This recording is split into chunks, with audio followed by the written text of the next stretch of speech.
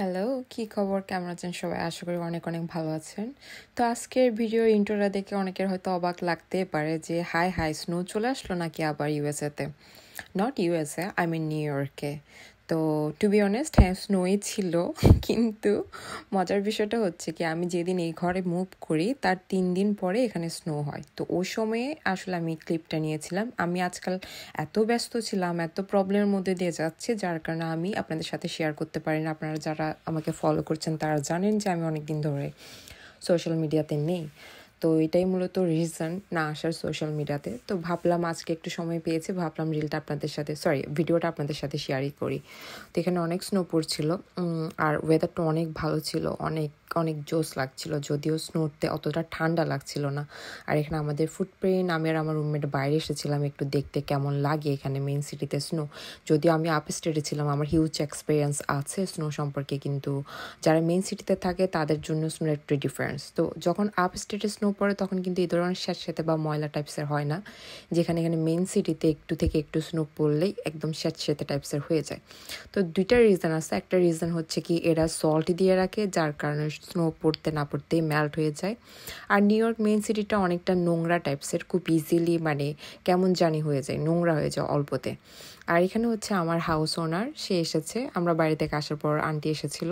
তো মজার বিষয় হচ্ছে কি luckily we have a very very beautiful কী বলবো হাউস ওনার। কারণ আসলে ওনার কথা না বললে নয়, ওনার কথা প্রতিদিনে আমাদের বলা উচিত ওনার কথা আসলে। তো এখানে আন্টি এসেছিলো আমাদেরকে ওনার মিক্সার দিতে। তো আমাদেরকে আবার কীভাবে মশলা পেস্ট করতে হয় ওগুলো দেখিয়ে দিয়েছে। আমরা ইলিশ মাছ নিয়ে এসেছিলাম গতকালকে রাতে, তো ইলিশ মাছটা কীভাবে রান্না করবো আন্টির রেসিপি দেখাচ্ছিল। তো এখানে মিক্সারটা হচ্ছে আন্টির থেকে মিক্সারটা চেয়েছিলাম, আন্টি নিজে এসে মিক্সার দিয়ে গেল, তারপর পেঁয়াজ আদা রসুন কেটে নিজে পেস্ট করে দিয়ে যাচ্ছে। মানে বুঝুন, মানে একটা মানুষ কতটা ভালোবাসলে এতটুকু করে। So we are really proud of her. যদি কখনো ফিউচার আন্টি এই ভিডিও দেখে থাকে, ডেফিনেটলি আন্টি আপনাকে অনেক অনেক অনেক ধন্যবাদ এত সুন্দর সুন্দর ইয়ামি খাবার আমাদেরকে দেওয়ার জন্য আর এত হেল্প করার জন্য। তো এখানে আন্টি আমাদেরকে দেখাচ্ছিল অ্যাকচুয়ালি ইলিশ মাছ রেসিপি। তো এখানে আমি আর রুমমেট দেখছিলাম আর এনজয় করছিলাম আন্টির রান্না।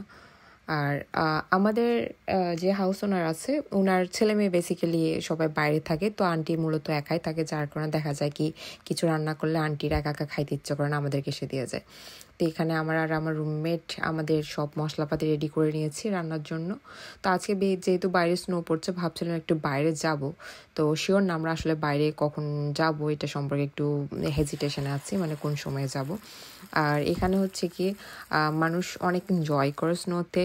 আমাদের তো স্নো দেখলে ভয় লাগে, কিন্তু এখানে যারা পিওর আমেরিকান তারা যখন আপ স্টেটের যারা সিটির বাইরে তারা হচ্ছে, তো এরা স্নোতে খেলতে পছন্দ করে, ফ্যামিলি শুদ্ধ বাইরে চলে আসে, স্নো বল বানায়, স্নোম্যান বানায়, এরা স্কেটিং করে, তারপর বিভিন্ন বিভিন্ন ধরনের অ্যাক্টিভিটিস করে, ইভেন স্নোতে পর্যন্ত। আমি এরকমও মানুষ দেখেছি স্নোতে জগিং করতে যায় ভাইরে ভাই। তো এদের এক্সাইটমেন্টটা অনেক লেভেলের বেশি থাকে, যেটা মূলত আমাদের থাকে না। তো আমাদের স্নো হওয়ার কারণে আমরা একটু কনফিউশন আছে বাইরে যাবো নাকি যাবো না। তো ভাবছি বিকেলের দিকে একটু যাবো বাইরে। আর এখানে হচ্ছে আমাদের সর্ষে ইলিশ রেডি। আর এই ইলিশটা আমরা পেয়েছি বাংলাদেশে একটা স্টোর, এখানে যেটা ম্যাকডোনাল্ডটা আছে ওই বাংলাদেশি স্টোর থেকে নেওয়া। তো এটা বাংলাদেশের একটা ইলিশ মাছ, যথেষ্ট ভালো ছিল ইলিশ মাছটা টু বি অনেস্ট। এদিকে দেখলাম স্নোটা অনেকটা কম পড়ছে, তো এখানে আমি আর আমার রুমমেট আমরা চলে এসেছি টার্গেটে কিছু কেনাকাটা করার জন্য।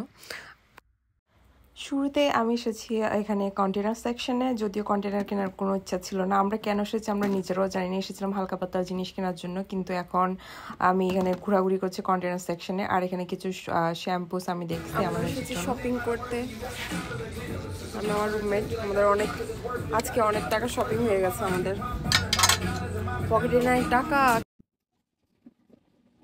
তো মূলত এই সেকশনটা হচ্ছে ডিমের, এখানে সব ডিম পাওয়া যায়। বাট আমি একটা ইন্টারেস্টিং জিনিস দেখেছি এখানে, সেটা হচ্ছে মুরগির দুধ।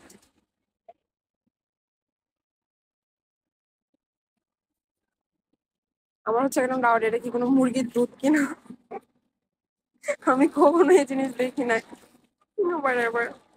তো এটা মূলত মুরগির দুধ না, এটা হচ্ছে কি মানে ডিমের যে ইয়েলো অংশটা থাকে ওটার যে মানে শুধু ওই ইয়েলো অংশটারই একটা পিওরই ওখানে পাওয়া যায়, যেটা হচ্ছে কি ফ্রিজারে রাখা হয়েছে, যেখানে হচ্ছে দুধ থাকে, বেসিক্যালি দুধ ডিম থাকে। তো এই জন্য আমি ফান করে বলছিলাম এটা তো কোনো মুরগির দুধ না। তো এই ছিল আমাদের শপিং এখানে। আবার আজকে আরেকটা জিনিস আপনাদের সাথে আবারও শেয়ার করি যে এই মলটাতে হচ্ছে আপনি সব কিছু পেয়ে যাবেন, একটা মানুষের লাইফে যা দরকার A to Z, শুধু গাড়ি ঘোড়া ছাড়া বাকি সব কিছু ধরনের সব কিছুই পেয়ে যাবেন। এটা তোমার জন্য। ও ইয়া ও ইয়া বেবি।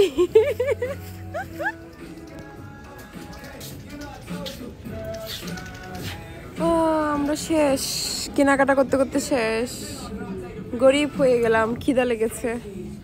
এখন এটা হচ্ছে ওমেন সেকশন, এরপর আমরা চলে যাব ঘরে। চলো বেবি, লেটস গো হোম।